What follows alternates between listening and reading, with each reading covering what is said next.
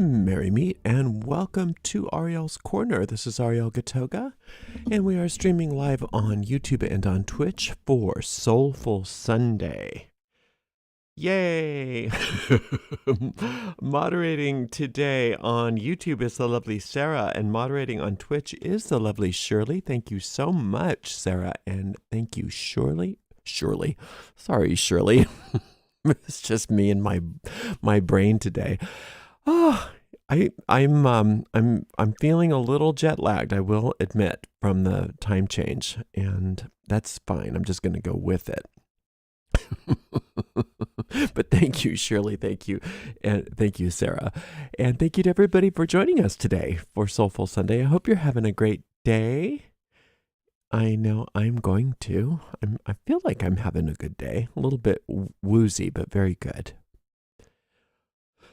Let's see. We are streaming here every Tuesday through Sunday. Tuesdays we start at 9:45 for our tarot class, and then Wednesday through Sunday we are here at 10:15. And those are all Pacific time. Pacific Daylight Time now. And then, so Wednesdays we have Witchy Wednesday, which is some sort of spell or some kind of practical magic. Thursday is Thrilling Thursday, which is usually magic in theory. Right now we are working our way through a witch's primer. Friday is a witch's rosary, and then this coming Friday is going to be, I believe, the first Friday after the new moon, if I'm not mistaken, which means that in addition to one round of the witch's rosary, we normally do 3 rounds, but we'll do 1 round, and then we'll do the Shekinah square. Saturdays are Psalmic Saturdays, so we do a psalm spell, and then Sundays, here we are for a live stream lecture. So we have a website, arielscorner.com, arielscorner.com. That's where all of our stuff is. So you can go there and you can find all the free meditations, free booklets, free courses, free lectures, and stuff like that. At the footer of every page on that website are the links to all of our social media, and that includes our Discord server and our private Facebook group where you can chat and be part of the community. We'd love to have you be part of our community. In addition to those, we also have chat threads open on both of the streams right now. So if you'd like to chat, please feel free. And if you have any questions for me personally, you can put them right in the chat thread. We have a shop, arielscornershop.com, arielscornershop.com. And that's a bunch of affiliate links right now, but we are redoing our shop. We're hoping to have a soft launch of the new shop starting in early April. You know, I'm open and receptive to things that people would like to see in the shop. So if you have any suggestions of things that you'd like to see in our shop, please put them. You can email them to us, ariel@ariels-corner.com. You can put them in the chat thread. You can put them in the Discord server or on our Facebook group. I might even just do a poll or something like that. Just I'd be interested in knowing if there's something specific that people would like to see in the shop. Let's see. What else was I going to tell you? I don't know. Probably it doesn't matter if I can't think of it. Well, if I think of it, I'll tell you later.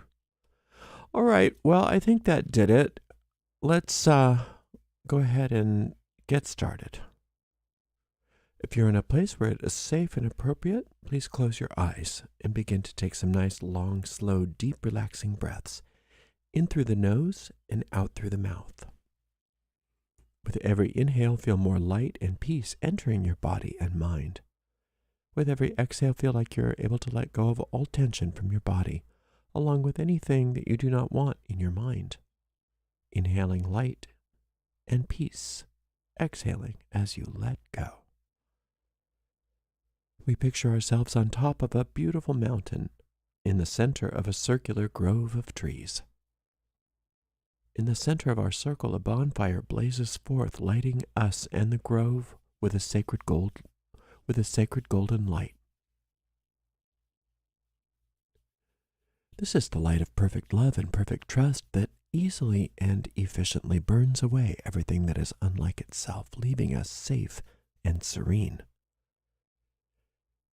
Into this magic circle, we invoke the presence of our Creator. To many of us, our Creator reveals themselves to be a mother and father, a goddess and God. Into our sacred space, we also invite the presence of our angels, our teachers, our guides. We ask that they join with us and lead us as we walk upon the way, helping us to become happier, more peaceful, more gentle, more healthy, more prosperous, more magical, and more loving people. Thank you very much. Blessed be. I'd like to revisit an older couple of lectures that I did a while back, just because we have better sound quality now. So I want to talk to you about the different qualities of the divine. I'm going to just go through each one and talk about them and talk about how we can use those. For one thing, if you understand some of the qualities of the divine, it's easier for you to relate to the divine and to call the divine into your life and use it very practically. For instance, if you have a problem, if you have any kind of problem that needs to be addressed, one of the easiest ways to deal with that problem is to name the problem and then start to consider a quality and just really consider it in place of the problem. And I've talked about this before, you pivot from the problem to the quality of the divine. And you can think of it as almost like divine rays are bombarding the problem, transforming it and clearing it up. And it works like magic. So you can also go through the entire range of these different qualities of the divine if you don't know which quality might be addressing your problem. So let's just go through them all. Starting with what I associate a quality of the divine, starting with the quality of the divine called life, the principle of life, infinite life. And I associate this with the planet Sun and with the archangel Michael. And Michael would just be a type of personification of this quality. So you don't have to think about the archangels if that's not something that resonates with you. But for those of you who do think of the archangels, that would be the archangel. Perhaps if you're a person who thinks in terms of deities, you might think of the god Apollo or Sol or Ra or something like that. And that's fine as well. Understanding that all the different gods, all the different names of God are just different colors on the spectrum, different colors of the rainbow, but there's only one force, one power. And this is just one aspect, one quality of God. So the life principle itself, you can tune into that life principle just by tuning into the beating of your heart. You can just feel the beating of your heart, and you recognize that you're not making that happen, not at least by your ego mind, any more than you're making the sun shine right now. You're not creating the sun, and you're not creating your heartbeat. You are an expression of that life principle. And the principle of life doesn't end. And in that regard, that's what we mean when we say there is no death. Death doesn't exist, not from the point of view of the sun. The sun doesn't rise and set. It just appears to from our point of view of the earth.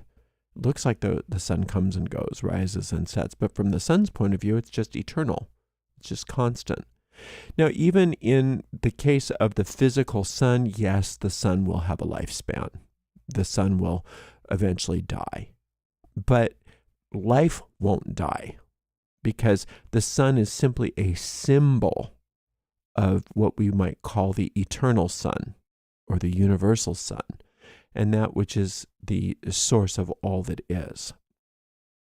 So you can consider how life never ends. Things come and go, people's bodies die, people's bodies are born. Things seem to change in our world, but life doesn't end. No matter what dictator comes or goes, no matter what diseases come or go, life does not end. We can annihilate the entire planet and life won't end. So life is constant. And so when we tune into the principle of life itself, all of those other problems stop being of any significance to us. So you can tune in on that principle, that life principle. And when you associate yourself and recognize, just even thinking about your heart beating, when you associate with that life principle, then you become in alignment with it. So if you're experiencing any problems with your body, any problems with death, any problems with anything like that, you can tune into that life principle and watch those problems either melt away and become non-existent or move into a place where you understand them in such a way that you are no longer bothered by the problems. So the next principle is the principle of soul, the quality called soul. And this is the experience that one force, that one power, that one source that many call God starts to individuate itself as you. Imagine who you are beyond your ego mind, beyond your personality, beyond the storyline, beyond the body. Who you are as an eternal soul. Perfectly unique. 100% unique. But at the same time, connected. If you think about the sun and you see little rays of light from the sun, that's a symbol of you as a soul. You're not going to see that ray of light separate from the sun. You see that light emanate from the sun, extend itself from the sun. So we call that light in extension. That's who you are as a soul, light in extension. And as that soul, you have all of the privileges, if you will, of being part of that, what we might call a holy, royal family. So you are a rich, wealthy, healthy, entitled prince or princess, ray of light that extends as this individual. That's very different than an ego mind. An ego mind is not an individual. An ego wants to be separate completely, wants to have autonomy. But a soul doesn't want autonomy. A soul understands I can't have autonomy. If I have autonomy, I would cease to exist because I'm an emanation, I'm an extension. So the soul would never want autonomy. The ego has this bizarre, insane idea that it wants to be separate and distinct. But the soul understands that that's not even a concept that it would entertain. So when you are having any kind of fear, when you're having any kind of trouble that is ego-based, that would be fear-based, you can remind yourself of who you are as a soul, and that you predate, if you will, this ego, this personality, this storyline, this body, and perhaps have come again and again and again into different incarnations, if that's a concept that's interesting to you. But even that will demonstrate to you the eternality of who you are as a soul. And that perhaps you want to come into this world of separation to experience different things, to learn different things, to have different lessons and experiences and sensual experiences within the sensual world. But understanding that the sensual world is not who you are as a soul, you are much greater than any of your senses. And you are so beloved Just like a sunbeam is beloved by the sun, you are so beloved by your Creator. And you aren't separate either. That's the other thing that people think of. Oh, God is so far away from me. The goddess is so high up. No, it's the closest thing that there can be. Just like that beam of light is not far away from the sun. It's an extension of the sun. You're just part of it. You are, in that regard, God. You're not the God. You're not the Creator, but you're certainly an extension of that Creator. Certainly have all of the rights and privileges of that Creator. The next quality of the divine that we can consider is the quality of spirit.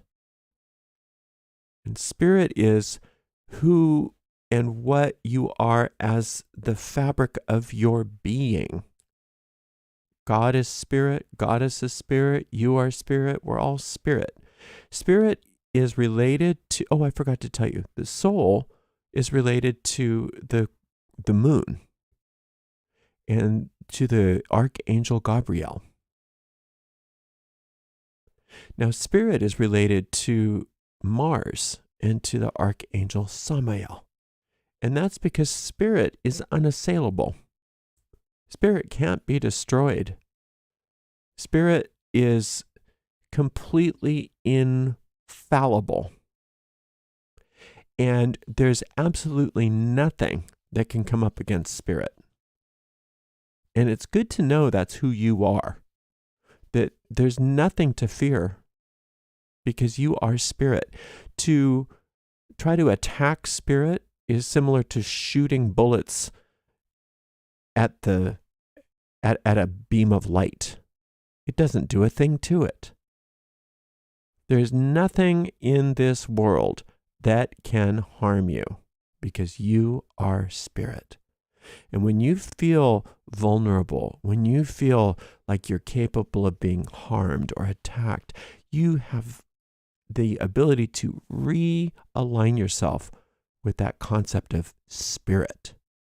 Spirit is that which cannot be destroyed, cannot be harmed.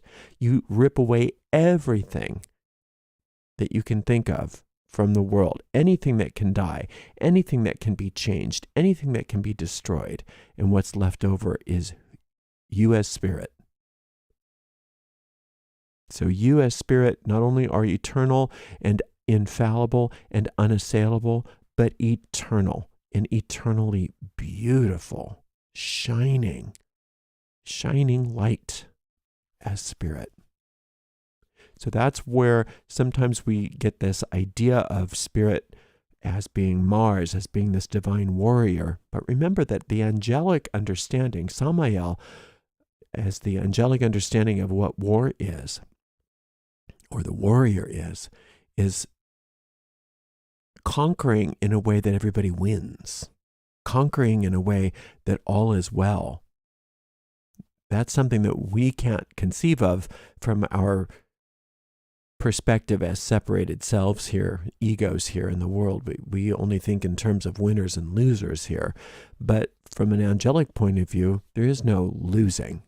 There's only spirit. And since there's only spirit, there's only winning. There's only thriving. And you can only thrive as a spirit. So reminding yourself of who you are as spirit, boy, that is something else. You can overcome anything when you can realize and remember who you are as spirit. The next quality of the divine is intelligence, infinite intelligence.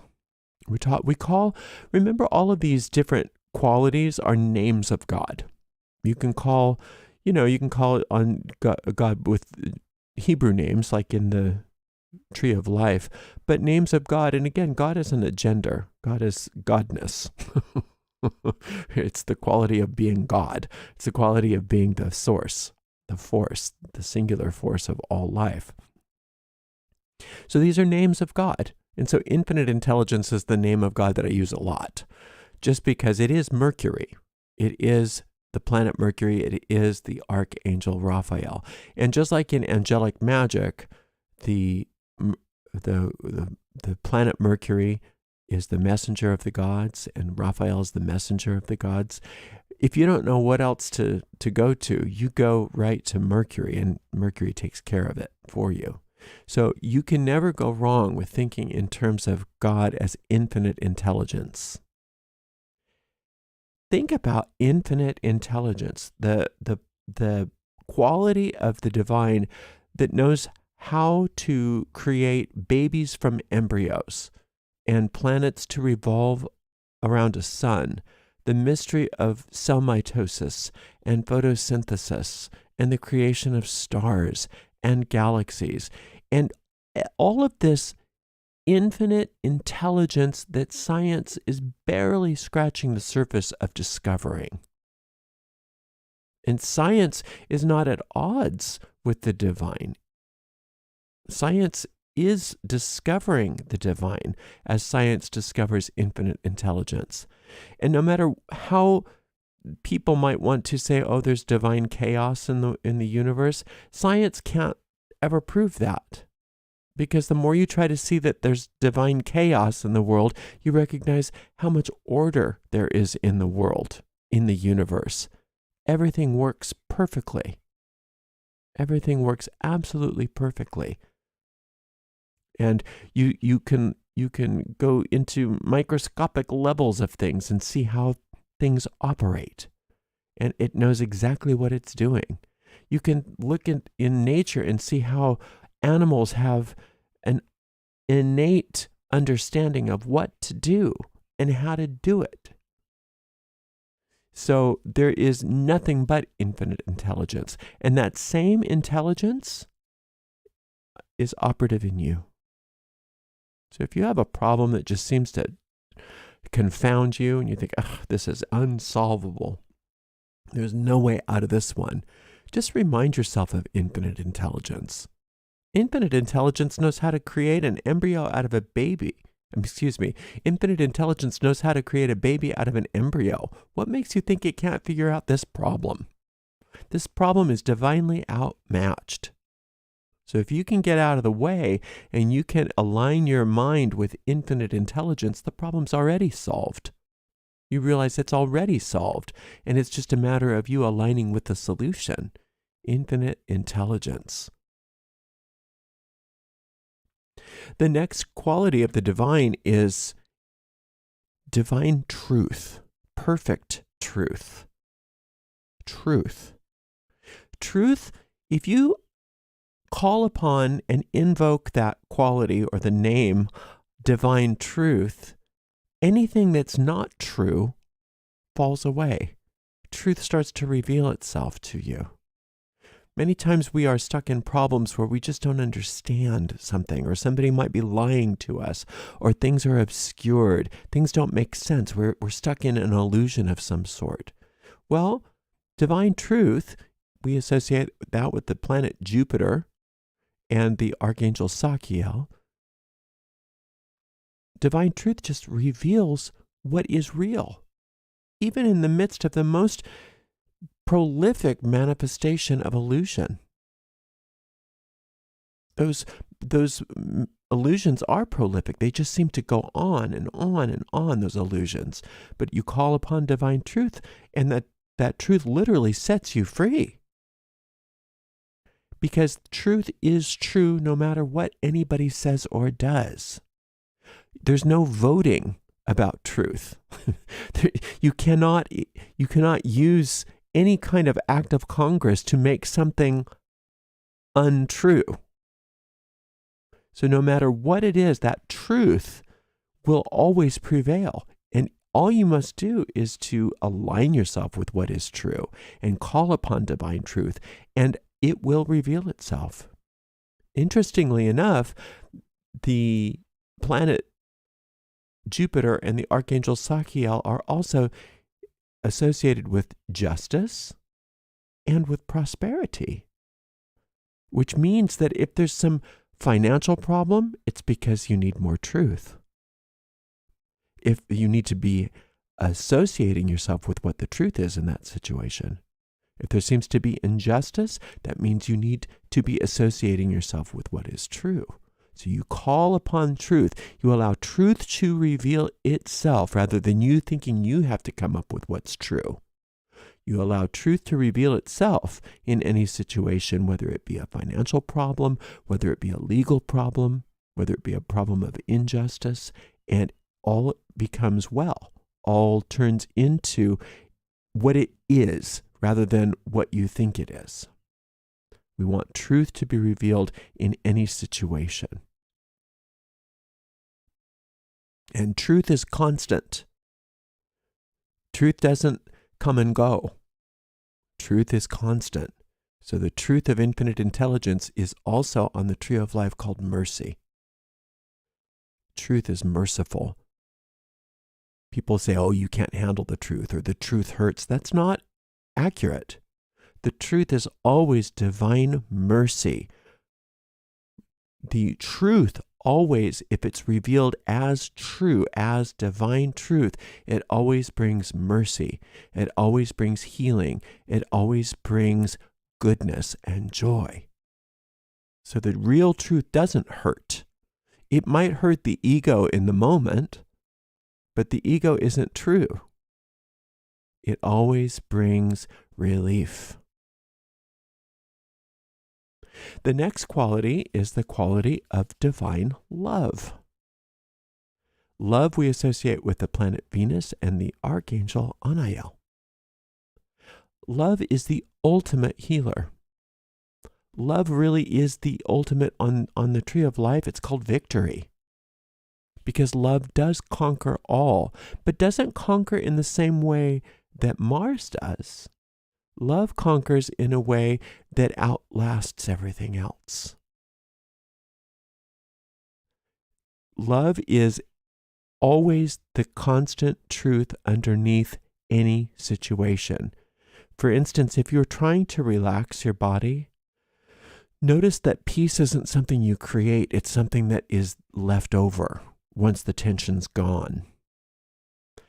The same goes with love. Love and fear seem to be opposite, but love has no opposite. So fear is the thing that tries to obscure love.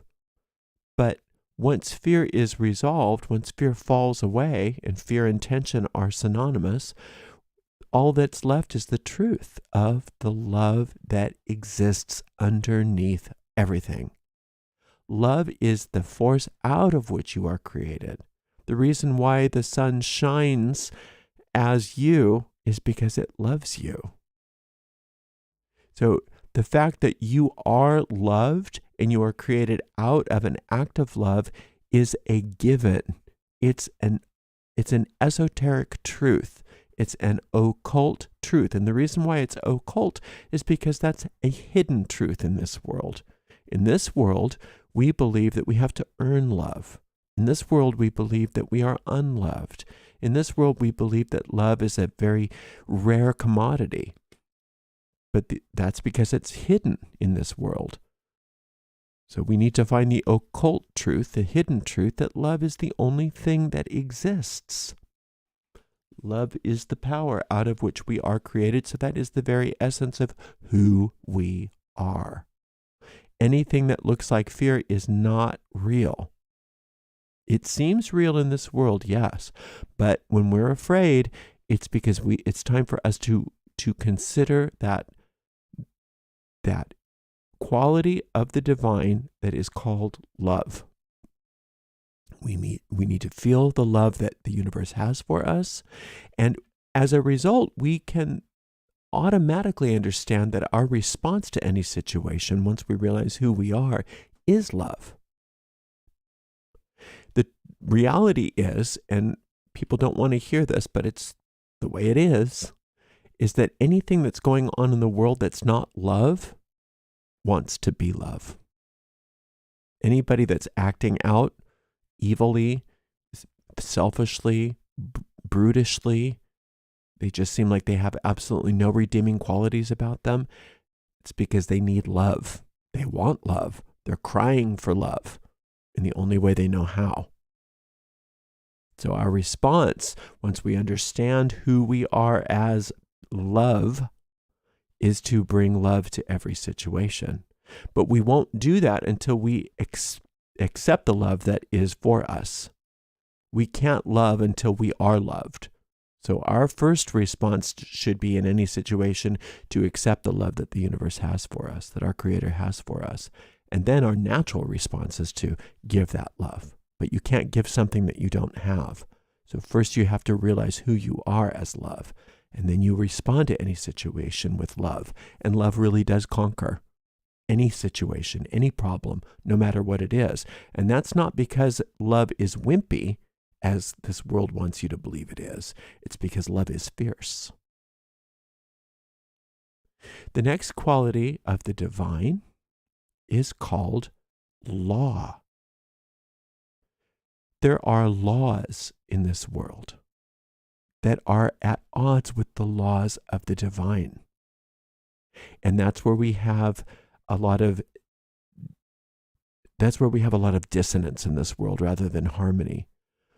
So we have to recognize that if we are having a dissonant experience in this world, it's because we are following a law that is not the divine law. There is no law in this world that can overcome the divine. And therefore, once you understand who you are as a soul, you realize you are under no laws except for the law of the divine.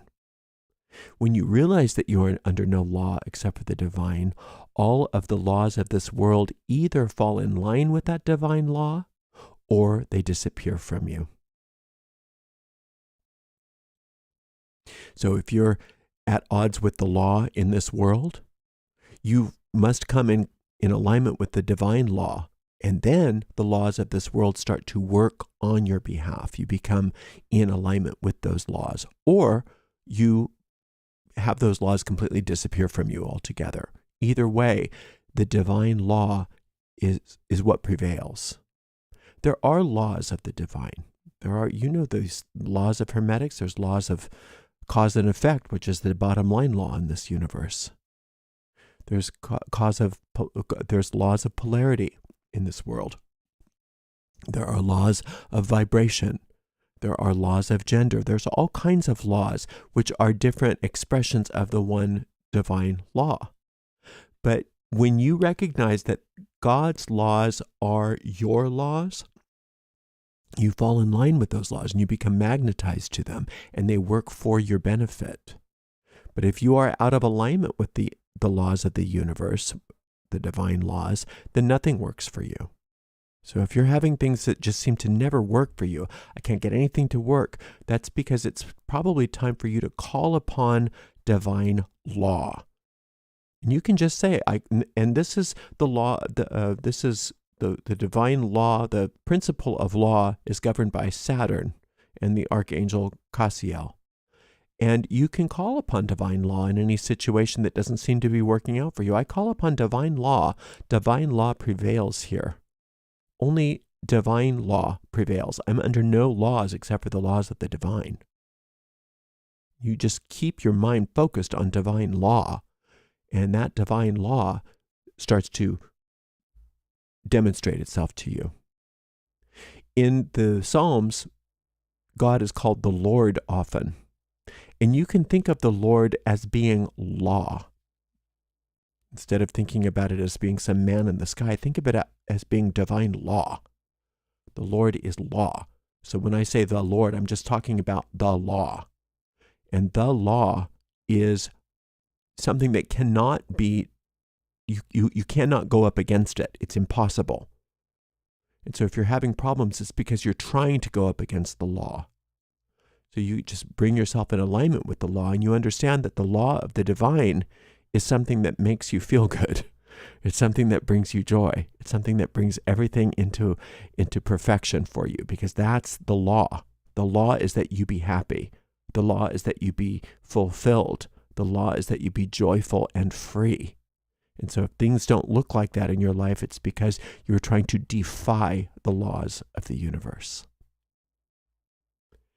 And then an eighth principle that we talk about frequently is the principle of presence. So the quality of presence, the presence of the divine. That's sometimes called the fear of God in the Psalms. It means the ecstasy of God. So if you're feeling the presence of God, which is associated with Uranus and the archangel Uriel, if you're feeling the presence of God, you are always in divine ecstasy, and there's nothing but ecstasy going for you. And it's the only kind of fear that doesn't have pain in this world. Fear always has pain attached to it, but divine fear, if you will, or what we call presence, doesn't have pain. It's only ecstasy. And the ecstasy of the infinite is your birthright. And so anytime that you are feeling pain, anytime you're feeling unpleasant in this world, if you call upon the presence of the divine, infinite presence, divine presence, you start to feel the ecstasy of the divine. And everything that doesn't feel like or experience itself as divine ecstasy must be dissolved in its presence. The presence of the divine. You can sit and feel the presence of the divine for as long as you can withstand it. And notice how everything shakes free and becomes different.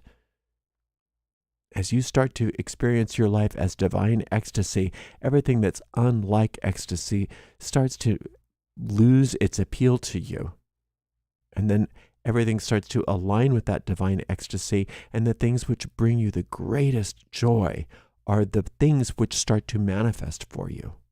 So if you're not experiencing joy in this world, if you're experiencing pain, if things are out of alignment with you, you might want to try calling on and invoking the divine name called presence, divine presence. And so those are just 8 qualities.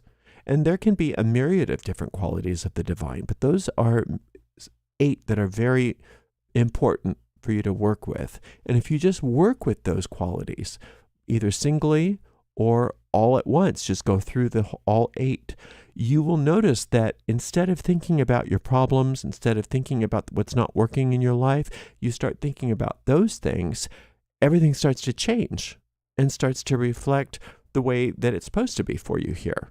And you can use those qualities of divine in very practical ways.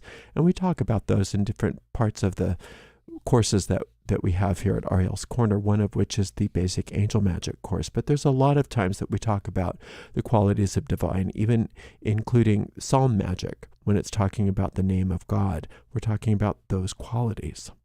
So this is a wonderful thing to think about and to work with. And I hope that you do, and I hope that it brings you many, many blessings.